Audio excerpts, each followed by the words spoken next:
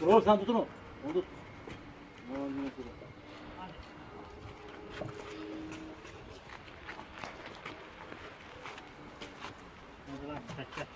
Dur abi gel bu tarafa gel. Ben geldim ama Abi bu tarafa bunu gelsin. Gel ayarlasın. gel bu tarafa abi. Bir de bize edelim. Abi gel bu tarafa. Allah tarafa. Al şuradan. İyi. Bu tarafını geçeceğim. Götüreyim mi? Bu tarafa. Tamam ayarla oğlum o şekilde. Az kalktığın üstünü kaydırıyorum lan. Lan kalk taraf koy. Tarafa mı? Bak korktu bizim. Tamam bu da olsun. Koy veriyorsun ha. Tamam koy. Atı eşit mi? Tamam o orada eşitler. Kanatı koyar mı? Ha? Dur. Ulan bir Tamam. oynatma. Lan oynatma. Şu Ayarlarını vereydin bu. Ver. Başka bir. Orada önemli değil bu da abi. Olur Sadece lan bu- yamuk gördün mü? Hayır yamuk diyorsun yani burada şey gösterecek. Orada üstüne git takın üstüne. Lan şu.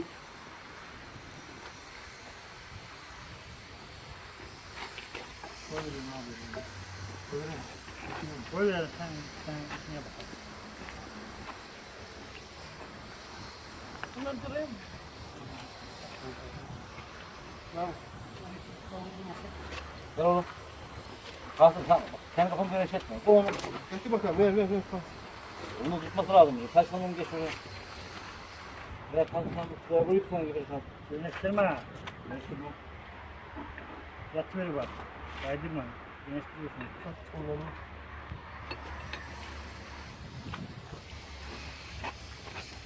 Tamam mı şimdi? Abi Neyi sen dur lan. Bilmiyorum. Al bunu ağaçlığa geldik yine. Git abi. Ve döndür bak lan. Tam bu yanına gel. Kaşada yatsın. Kaşada in.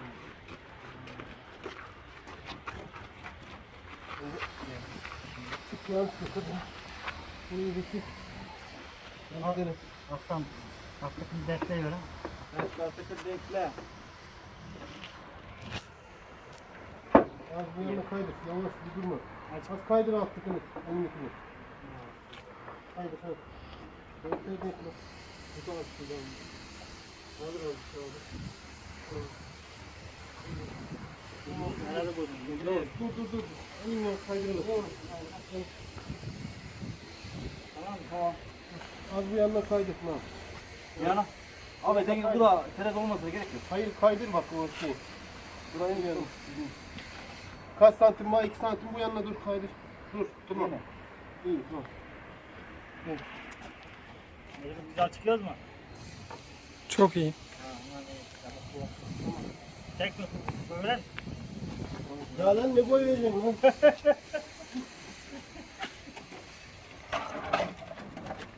Şuradan arkadan işe lan. Ne ben bakayım. Ben Bak abi, çıkıyorum. sen de anladın. Sağlam tutun bak. Bizdeydi.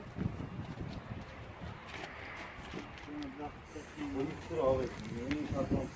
Ha? İyi satma. Gelmez. Burası tamam mı şimdi? Burada tamam. Bunu ayarla abi sen bir tutalım burayı. Bu ne senin olsa? Sonra da buna mı dayayacaksın? Tamam oluyor abi sana. Aralık arıyor ya nasıl dayayacak? Tamam. Şuraya kaldırıyoruz.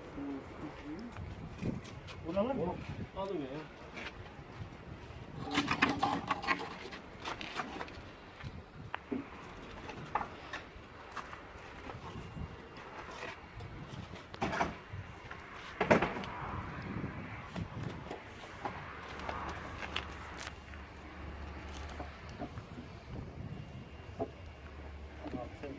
Aralık arıyor. Şurada olmaz. Bunu altı. Kapıcı. Tamam.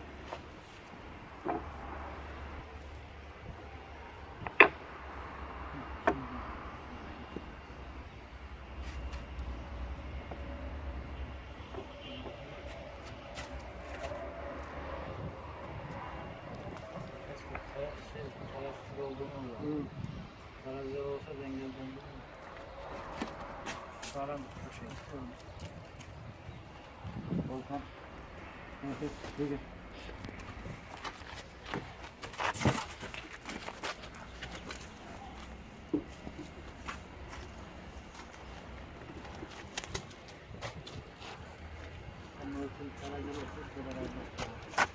Ya altının işensin olacak.